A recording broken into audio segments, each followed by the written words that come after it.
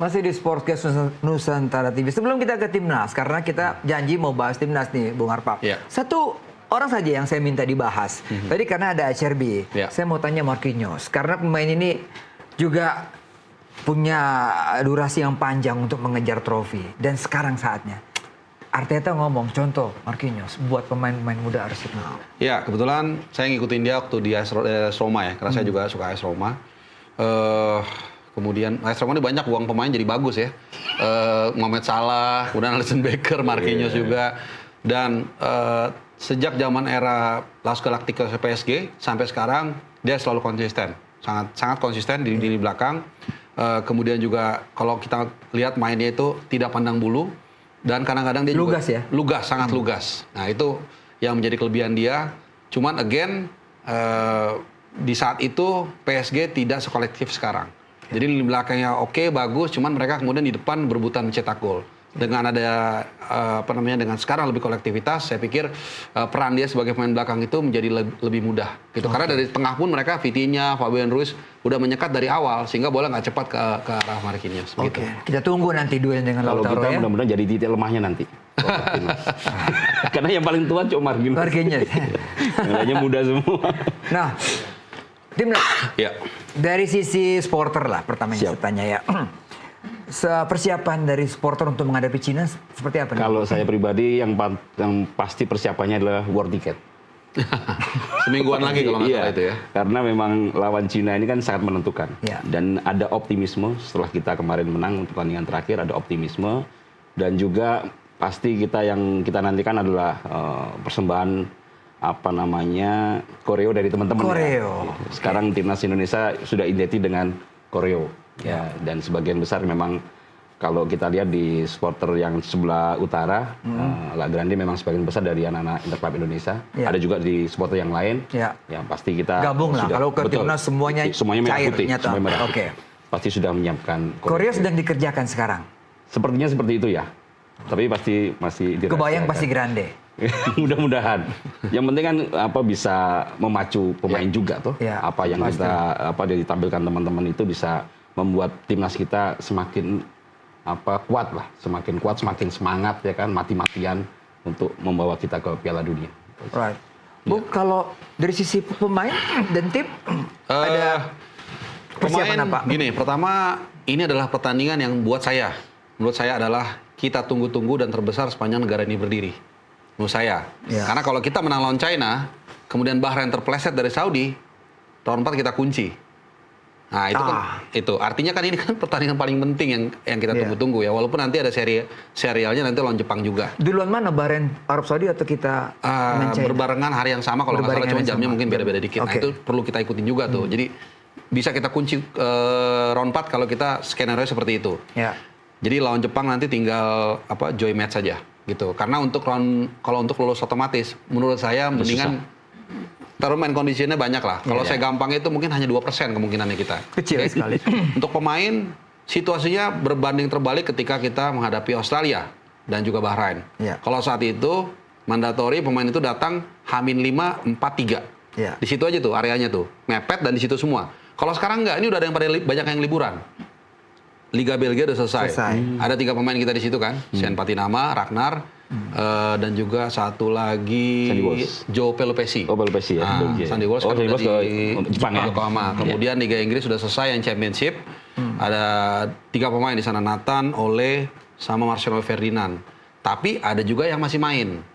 Ya kan Liga Almer City hampir pasti terdegradasi otomatis. Tom Hai itu akan selesai 18 Mei. Ya. Eredivisie beres semua. Nggak ada yang lanjut lagi tuh. Nggak ada. Nah, 25 itu yang selesai Liga Italia. Jahit Ses berarti.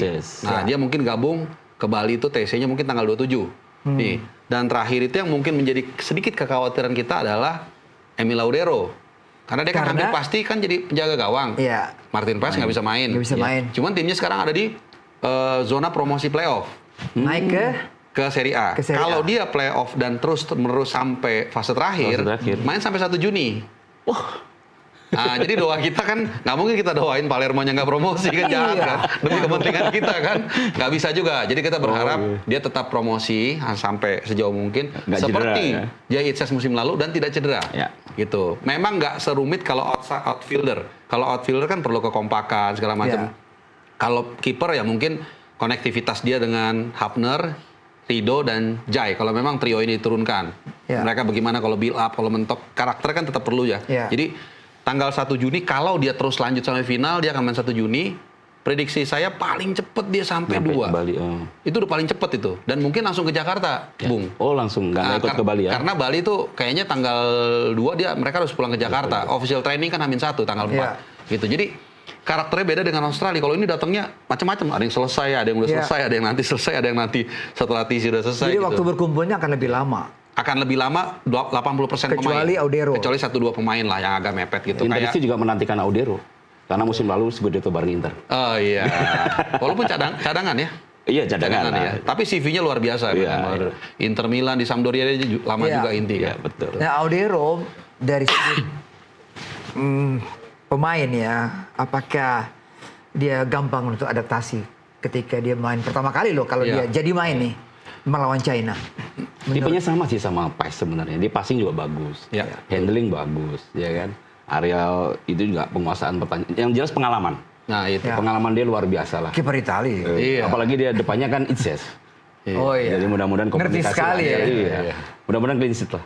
Iya dan dia kan udah 2 kali ikut timnas ya. Waktu lawan Australia, kemudian lawan Bahrain di GBK. Jadi udah sedikit-sedikit aklimatisasi lah. Betul. Kemudian yang kedua, tadi betul yang dikatakan Bung Johan, ada satu benteng utamanya orang Italia juga udah paham lah sedikit banyak ya. Jadi nggak terlalu susah adaptasinya.